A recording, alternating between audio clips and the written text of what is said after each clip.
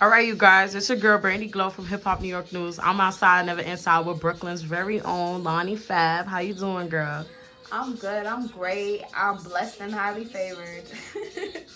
Now, talk to me about growing up in White Cove, Brooklyn. Growing up in Whitecroft, um, I guess it was cool. My whole family grew up there. My mother grew up there. So it was always like everybody knew my face because they knew my mother's face.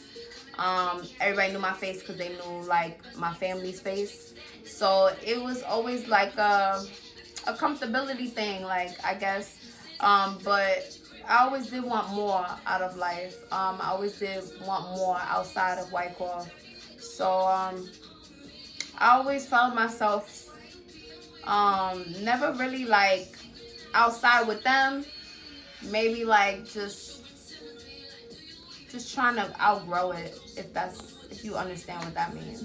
That's a fact. So, as you know, you're an artist. You were signed to Swervin Lanes Entertainment, which is mainly based in Red Hook.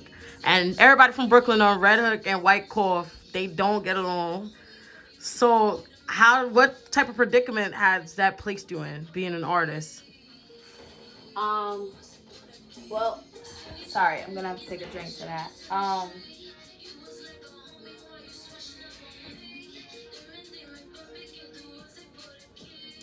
It's hard because, all honesty, like it's like having to choose between your comfortability and your support. Mm-hmm. So when I think about what I had to go through in terms of being from Whitecroft and then like also being in the ops, I think about like the story of Jesus, and I honestly just be thinking about how it said even in the Bible, like his miracles weren't working in his hometown because it was too close for them to Believe believe him. in his miracles. So he couldn't work them. He had to go to the next town to work his miracles. And everybody And believed him. and everybody believed him in that. Yes, exactly. So I kind of feel the same way, and I feel like I relate in that type of way where I had to go to the like, not that I had to, but I found love and I found support, solidified like support from the ops. And it's just like, in a way it's kind of like baffling, but in a way it's like amazing how like you can see how sometimes where you're from like it doesn't define where you're going. That's a fact. So you are a former member of Swervin Lanes Entertainment. What is the reason for your breaking apart between that label? um Honestly, i feel like I feel like one thing I really learned from being a part of Swervin Lanes was that I cannot share with anyone. I can't share with any artist. I'm not meant to be on a team. I'm meant to be the leader. I'm meant to be the package. I was always the whole package. But I think when you're in a group with other people, um, the people who are investing, they have to they have to evenly give enough attention and support to all their artists. And I feel like that's a difficulty. I feel like before you even think about distributing support equally to your artists, you should think about what value each artist has and what it is they're putting on the table. Yes. And I always felt like I had a little more. I always felt like I had the plan just set and ready and just waiting for like their wallets basically. But I don't think they were ready for that. That's a fact. And it was always when I vouched for myself, it was always I needed to humble myself. They would tell me like I kind of needed to humble myself, but I understood that because of where I was at the time that um I needed to remain humble, but at the same time just be aware of what it is I do bring to the table and just wait for my time to come. And eventually it came. It just came after I had left them. Um, After waiting for my turn for a long time, um, after like waiting for the other artists to get their stuff out of the way, even though mine was packaged and ready and sanctioned and just, you know. It was fine though, because once my turn came along, I honestly didn't even want it from them. And their response was, "You're cut off for life." And honestly, I was relieved. I was just relieved because I felt like, great, now I have more room to really just do what it is I want to do. And bring Loni Fab to a bigger brand. Yeah. So your former manager, Daytime, from Swervin Lanes, as rumors have circulated, like a lot of shit been going on behind the scenes, but I actually want to hear from the source, the artist yourself, which is you. What was that relationship like with Daytime from Swervin Lanes as your former manager?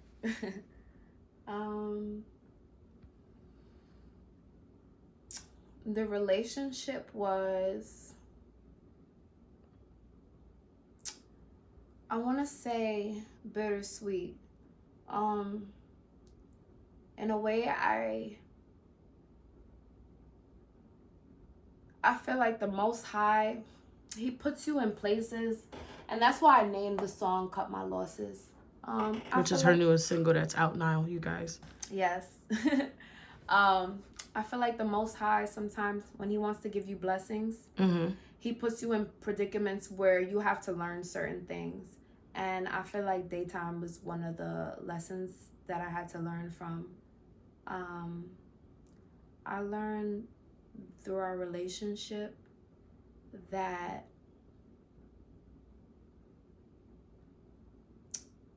intentions are not visible.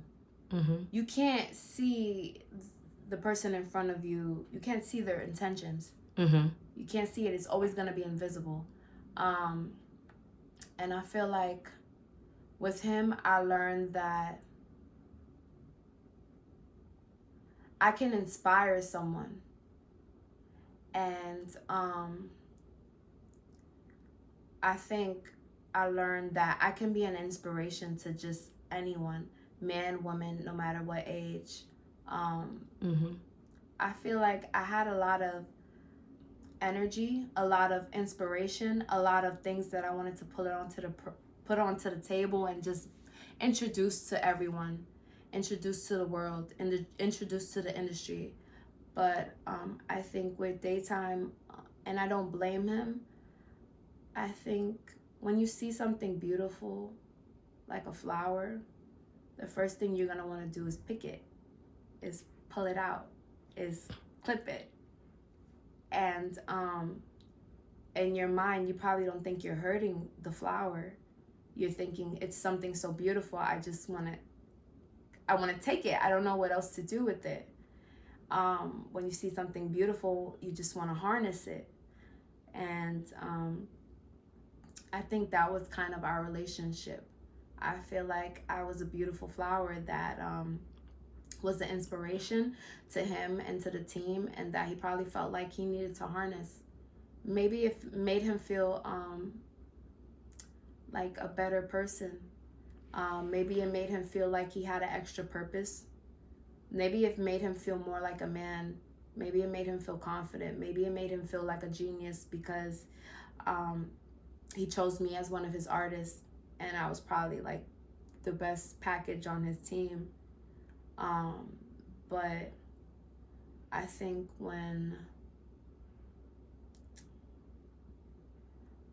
I became a liability to him.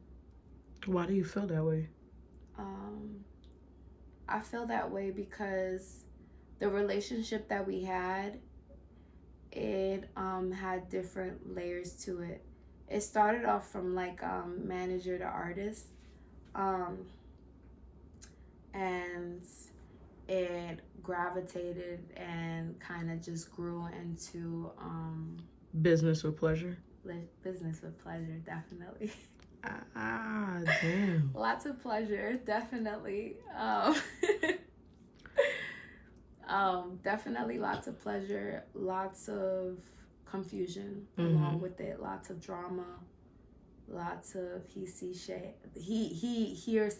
lots of just mixy stuff in the midst of it. And I think we could have went about it better. I think if he was more mature or had more discipline, or if I was more mature, had known my self-worth at that time, I would have been more disciplined. But it was a time where I was just beginning to learn to love myself, just beginning to learn what it is I bring to the table. And he was learning right along with me. And I feel like when you see something like, you gotta grab it, right? You gotta take it. And most men only know how to just, when they come across a treat, they're gonna suck all the sweetness out of it. And you can't really blame them. I feel like the only thing I can be responsible for is just your own actions. Yeah, what I allowed myself to get into. But I'm grateful for it. I'm grateful for Swervin Lanes because the whole time I knew when I was started, like I was looking around and I could tell when it started to become a process of molding. I knew right at the time when I was being molded. And I felt like I was playing along, but I was just playing along because I felt like the Most High doesn't do anything for no reason. And if there was a reason why I'm in here, it's to learn. So I played along, and I wanted to see what it is, what it is that I have like coming for me, or what it is that I have to look forward to when it comes to the industry and working with people and being signed with people, and when they see something in you. And I think I learned a lot, and I'm just grateful in everything that they did, and mostly grateful in what they didn't do, because they just taught me my biggest lesson, and that was just like, I know what I'm doing. I don't need anyone. And what they can't see, the next person does see, and honestly, they do see. They see what it is, but I can see how it could be intimidating, especially when someone becomes a liability. And when I saw that I was going to become someone who, after being molded, because I saw I was being molded, I started to have a feeling. I feel like the Most High showed me, like, you're going to be thrown under the bus. You're going to be used as a liability, because some men just aren't man enough to take accountability of their failures or where they went wrong. And so it's easier to point the finger to this beautiful, seductive, person who has all this sex appeal and has all this talent and just seems like she has the world in her fingers. So why not just blame it on her? And when I saw that coming, I just made sure, like, I had everything that I needed, nice and ready and sealed. And when it was my turn to shine, because I had to wait for other artists for so long to get themselves out the way so that I could have my turn. When it was my turn, I didn't want to jump on it, because it was just like, why?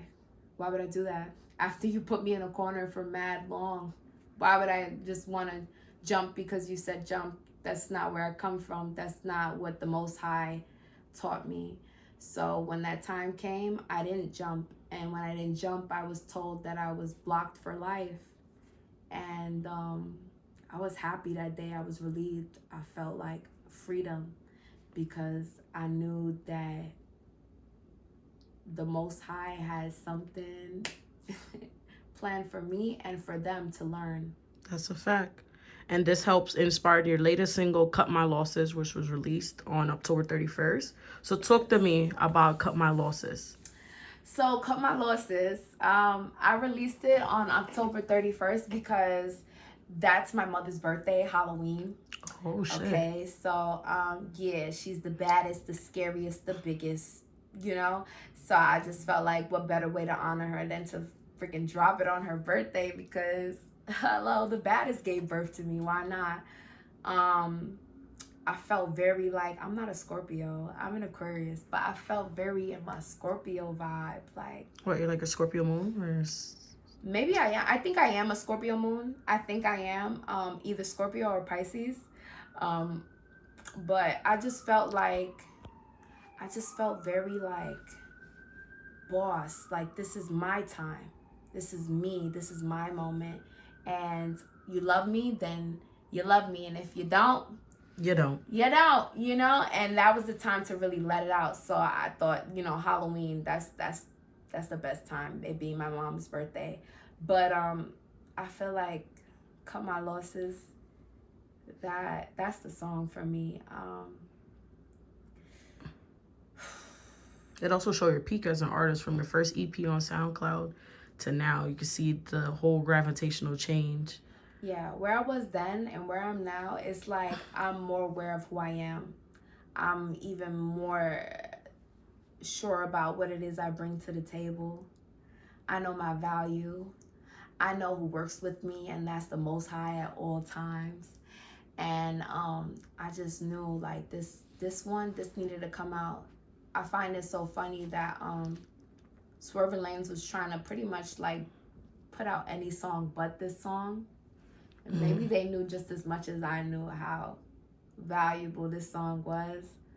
But I feel like Cut My Losses, it's called Cut My Losses because when the Most High, when he wants to deliver you a blessing, he got to remove people. Hello, he got to remove, and you have to remove, and you have to cut those losses. You have to make room for him to come through and deliver you that gift.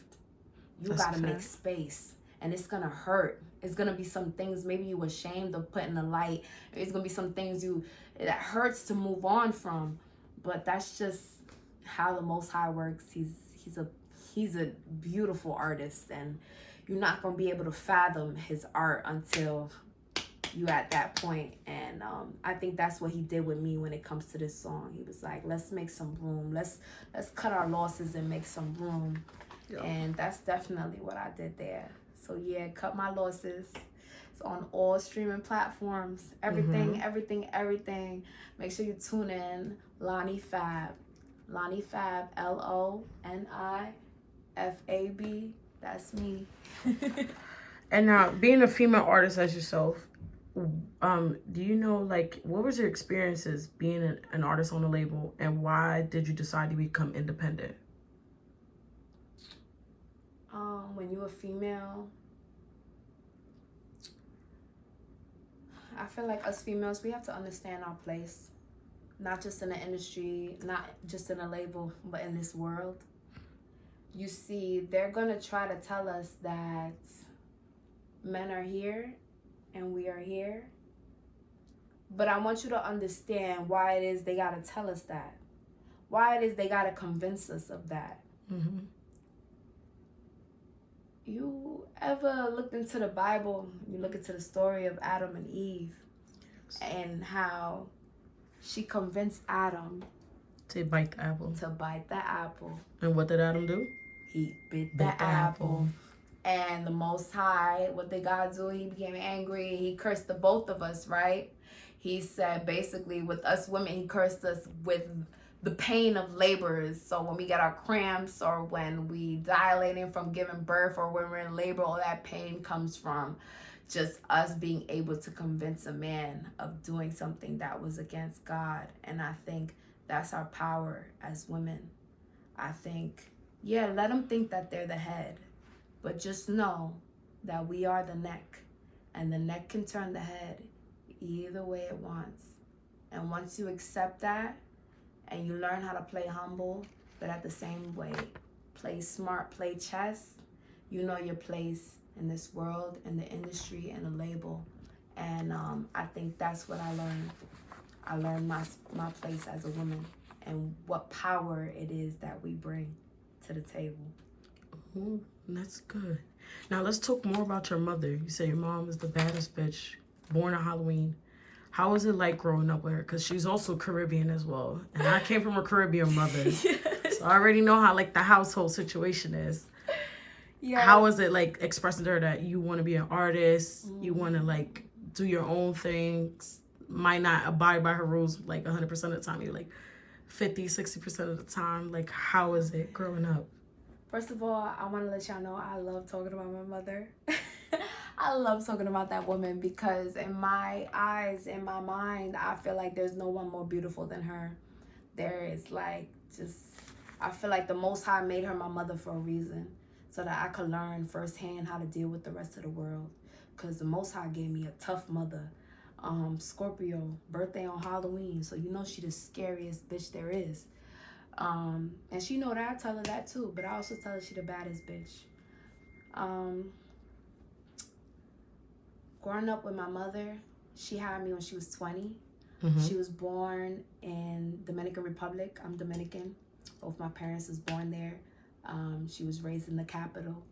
And when she came to this country, she was born from a very fair woman and a very dark man. And I think growing up, she wasn't told enough just how beautiful she is, how black and beautiful she is, and just how much value she has, and just what it is that she could bring to this world. I don't think she was told enough. And I don't think she believed it, but I think after she had me, maybe she learned it. Maybe because I told her it. But one thing my mother taught me was that I'm beautiful, I'm blessed,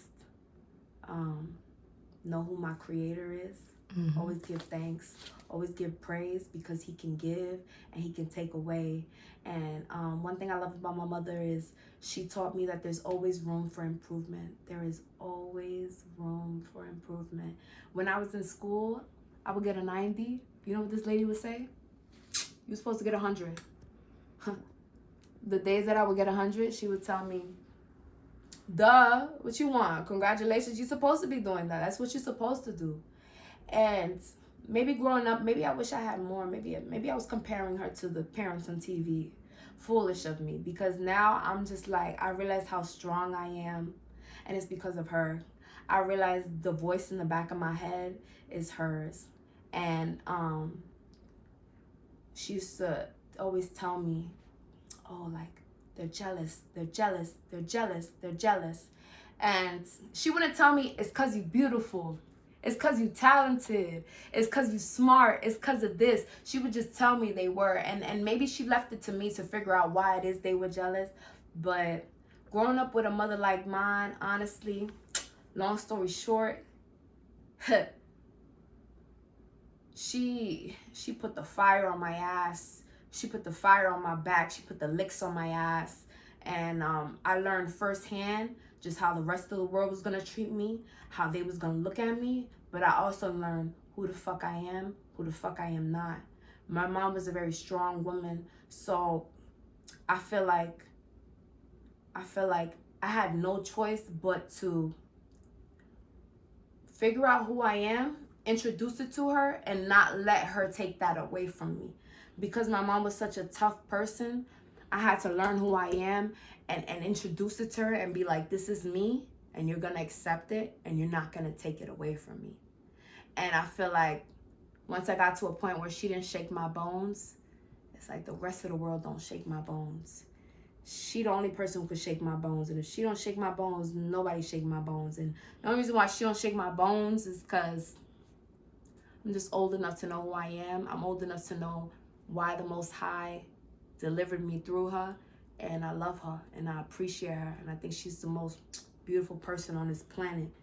And she just embodies poise and just, she's smart. She has work ethic. She's gorgeous. And she spent most of her prime years taking care of me and my son and whatever rat and leech came through the door. And I feel like I learned from her how to build men and how to break them. And so I thank her because she's probably the root to the bad bitch in me. So what was your relationship like with your father? I love that man. I got pictures of me with that man everywhere in this home. I want to thank my father as well, because it's like, when you got a father like my father, it's going to be hard to fall for these niggas, because my dad, if I'm like, okay, he came to this country when he was 17 years old from DR, and his father passed away when he was young.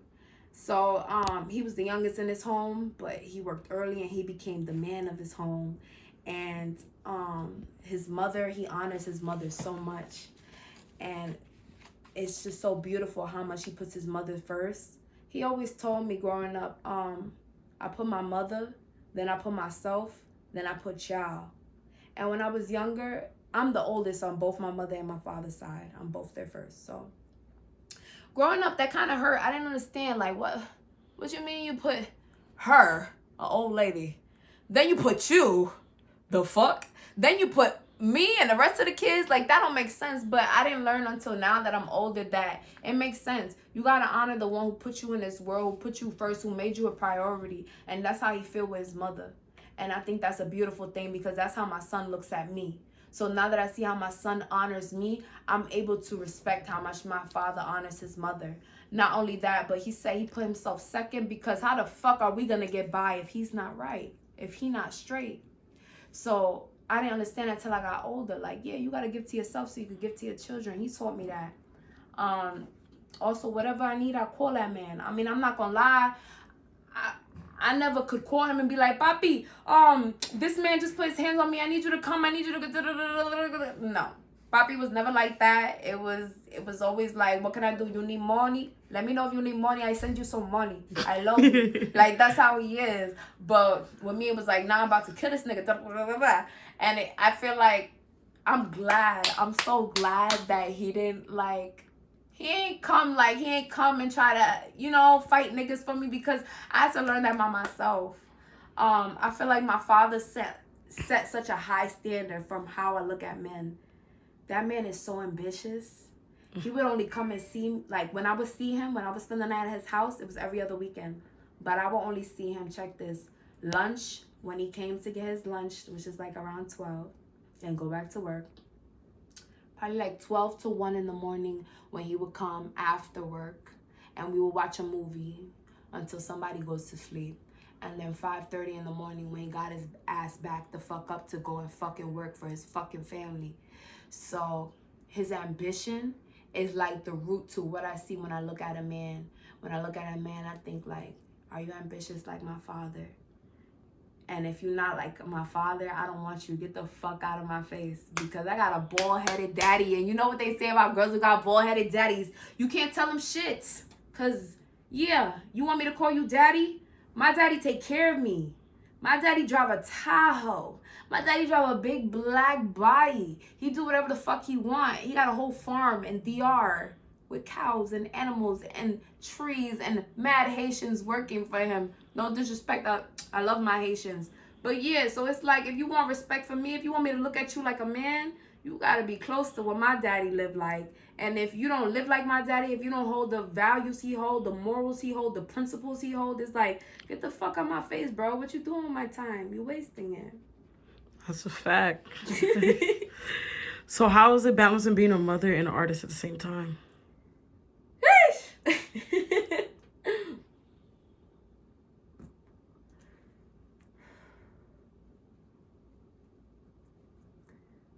My son is the best thing that was ever given to me on this planet. He's the best thing that was ever delivered to me on this earth. How is it being a mother and an artist? It's great because the minute that I had him, it was like my priorities was straight. It's like I knew what comes first and I knew what comes second. When I had my son, I was 16 years old. I was pregnant at 15. I had him at 16. But I knew inside that I was meant to have him. I always knew I wanted a child young because my parents are very tough, and wasn't a lot of affection given. I mean, with my mother, she didn't give me a lot of affection because she wasn't giving it herself, and she's been through some things, which I respect. As far as my dad, he will always give me affection, but once I started getting older, growing titties and stuff, it's not the same with Pops. It's like, nah, I can't love you the way I loved you because you're not my girl no more. So when it got to that age, I wasn't getting a lot of love or affection or just any of that lovey-dovey mushy stuff from any of my parents. They both alphas. They both, So I always knew I was gonna have a child young because I knew the love that I wanted, and I know I was going to get it from my son. And he loves me so much. He puts me above everything, and I put him above everything. And I feel like when you put your child first, the Most High, he blesses you and he look after you when you put your child first. And I feel like he just deserves the world, because he didn't ask to be here, and I forced the kid out here. You feel me? Like, he ain't asked to be here, and I forced him here. That wasn't fair to him. But when it comes to balancing that with my music, it's a beautiful thing, because since he was born, I've been singing to him. Since he was in my belly, I was singing to him. So when it comes to Cut My Losses, that boy know that song word for word. Like, he don't even know what mommy's singing about, but he know the songs. And I feel like I inspire him when it comes to my music, and he knows all my words, he knows all my songs, and he's just so willing to support me. And just like, it's great having a son, because when I feel like people who don't have kids, maybe they have trouble seeking validation, especially if you're in the industry. It's like you want validation from everybody, you know? But when you have a son like mine, you gotta get validation from him. I get it from him. I don't need no validation from nobody but the Most High and him. Like, on God, that's everything. Like, that's everything. There's times where I try to write songs for him or about him, and I can't, because it's too much emotions, it's too much feelings, it's too much, girl, too much. So I just like, let me just live my life by showing him how much I love him, because if I sing about it, I'm gonna be singing and crying. Oh, That's my baby, that's my angel, that's my header, that's my everything. Yeah, it's a lot. If you competing with him, you competing with a lot. For all you niggas out there, he's a lot to compete with. Him and my father, mind you, they birthday the same week. I tried so hard to push my son out on my father's birthday. And I remember when I was on the phone with my father and I was dilating, he was like, you should name him, give his middle name, make his middle name be your mother's name. And my mother's name is Huascarina. And he told me to name him Huascar. And I did, Ethan Huascar Fabian. Ethan Huascar Fabian in English. But it's a beautiful name. And my dad, he's mad Dominican. So all us kids, we all have his name and his mother's name in some type of way. So I feel like he kind of like, I kind of just passed on that, what would you call it? Breaking a generational curse. Yeah. Make sure the child has the father's last name. Yeah. He has my father's last name, which is even better than his father's last name, because it's no man like my father. There's no man like a Fabian man. So I'm grateful for that. Oh, wait, that's really good. So if you had to see your younger self right now, what would you tell her? I gotta take a sip to that. Sorry.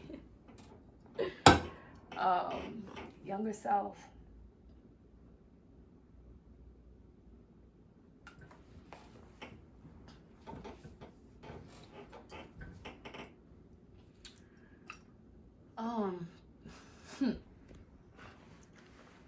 To the younger part of me to the part of me that always said, like, I want to be a star. I want to be a star. Who wrote it in every book, like, I want to be a star. I didn't understand what you meant until maybe this year. You know? I thought you was being a little foolish. Maybe you wanted some more attention. Maybe, I don't know, but I understand what you meant. You knew you were a star. You always were a star. And you were meant to be a star. And I'm happy that you knew what you wanted. And all the things that happened to you, all the boundaries that were crossed, the traumas, the things that you can't forget, the things that make you jump a little bit at night, I want you to know that everything happened for a reason. That you came to this earth to learn a few things, to learn a lot of things, and to learn how powerful you are. And I want to thank you for for telling me who to be, because if you saw me right now, girl, you probably point at me and be like, that's exactly what I want to be when I grow up. So thank you for always knowing who you are. And I'm sorry that with age, I kind of forgot a little bit. I got a little lost in the sauce. I did. And I'm sorry, but I just want you to know that everything is great, that you're in great hands, that the Most High loves you. He's always looking over you, and that you knew exactly what you was doing when you came into this earth. So just be ready and sit back and just let me hug you. Let me show you just how much you deserve out of this earth. And I just want to allow you to still live inside of me and live through my present, live through what I'm living through now, because everything I do is for you. I promise everything I do is for you. Yes, it's for Ethan, but it's for you too. I promise everything that I do. And I'm your biggest fan. I'm your rooter. I'm always going to be there for you. And those times where you were scared and you felt like you couldn't talk and you felt like you couldn't say what was going on and you couldn't speak up, I want you to know that everything happens for a reason, and that the Most High even then was looking out for you. And I just want you to know you're a beautiful person. You're a beautiful person, and you deserve the best out of life. And you going exactly where you thought you'd be. And you lost some people that you didn't think you was gonna lose. You gained some people that you didn't even know probably belonged in your soul tribe. But I want you to know that, yeah, you was right. You do have superpowers. You was right. You do. You take all the darkness and you take all the negative and you turn it into light, and you give it to God and you give it to the world. And I want you to know that power you have is still here, and it's not being overlooked, and it's not being taken for granted. And I love you. I love you so much, Leilani. You deserve everything. Everything. You're a beautiful person in and out. I'm proud of where you came from. I'm proud of where you're going. And it's me and you. It's me and you. Now, should we be expecting an album coming soon after Cut My Losses?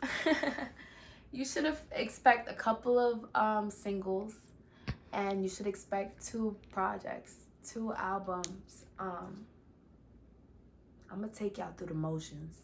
I'm gonna take y'all through the dark. Then I'm gonna take y'all through the light. And I'm gonna take y'all through the present. I'm gonna take y'all through everything. So yeah. Definitely have a project coming soon. Definitely have a few singles before I drop that project. I actually also have a book coming in soon. It's crazy. I was just about to ask if you was writing a book. Yeah, I wrote a book with a lot of different pieces, a lot of different poems that I wrote, different parts of my life, different times in my life. I think it's gonna be a healing tool for a lot of people. And I just really want to share with y'all just how much the Most High has blessed me, and just what he's put me through and taught me. And like with my siblings, the way my siblings look at me is like I had to do all the crazy shit so that they could look at me and see what it is they shouldn't be doing, what they should be doing, and like their value. So when they look at me, they thank me, because on both sides, my mother and my father's, because through me they learn what it is that they want out of life, their values, or maybe I shouldn't be driven by that. I watched my sister do that, and that didn't really serve her. So, you know what? That's not worth it. You know what? That's not worth it. Let me pass. No, I don't want the blunt. That shit's not worth it. Like, you know, it's a lot of stuff like that. So I feel like my siblings learned that through me. And then I feel like, in general, like,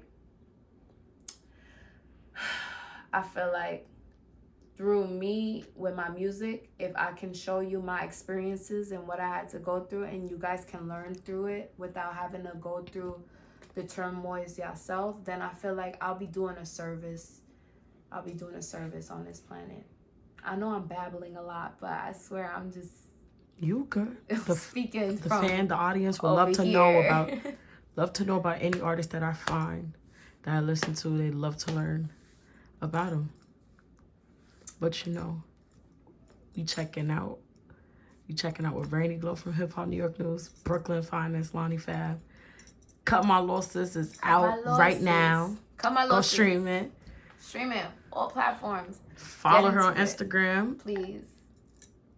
Follow me on Instagram. LONIIFAB. Loni Fab. LONIIFAB. That's me. And you can find me on all streaming platforms. LONIFAB. On everything. If you see this, girl, that means you got the right song. Cut My Losses. If you see this, that's the one. Okay. Click on it. I love y'all. Thank you for tuning in. Thank you for wanting to get to know me. I hope I spark a light in y'all, and I hope y'all carry it throughout, and y'all go where y'all need to go, learn what y'all need to learn, because I'm telling you right now, for every girl, every guy, every person out there, every artist, everyone going through something, if you in the shelter, because I've been there, anything and everything, just know that as long as you know who your creator is, as long as you know who your creator is, and you give thanks, even through the bad things, you give thanks, I promise you he will follow through. I promise you. And I just can't wait to just show y'all just how much he's done for me. Thank you.